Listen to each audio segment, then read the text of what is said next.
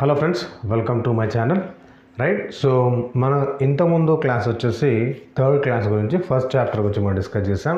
ఈరోజు థర్డ్ క్లాస్లో ఉన్నటువంటి సెకండ్ చాప్టర్ గురించి డిస్కస్ చేస్తున్నాం.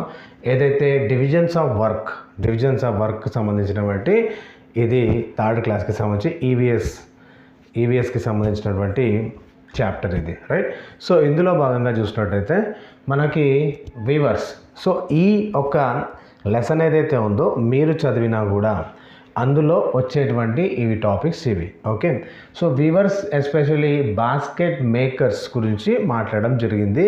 సో వీవర్స్ అంటే బాస్కెట్ మేకర్స్, ఇంకొక మనకు వచ్చేసి క్లాత్ని తయారు చేసే వాళ్ళని కూడా వీవర్సే అంటారు. ఓకే, సో మనకు ఈ డివిజన్స్ ఆఫ్ అనే చాప్టర్లో పర్టికులర్లీ వీవర్స్ గురించి, బాస్కెట్ మేకర్ గురించి ఉందన్నమాట. ఓకే, సో బాస్కెట్ మేకర్స్ అంటే ఎవరైతే బుట్టలు తయారు చేస్తారో వాళ్ళని మనం బాస్కెట్ మేకర్స్ అంటాం.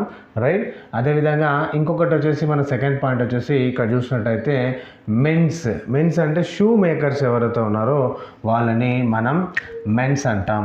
ఓకే, సో షూ మేకర్స్ని మెన్స్ అంటాం. అదేవిధంగా వీవర్స్ ఎవరైతే బాస్కెట్ మేకర్స్ ఉన్నారో వారిని వీవర్స్ అంటాం అనమాట. సో ఇందులో వచ్చేసి ఈ పర్టికులర్ చాప్టర్లో మనకు కేవలం ఈ రెండు బిట్స్ మాత్రమే ఇంపార్టెంట్గా ఉన్నాయి.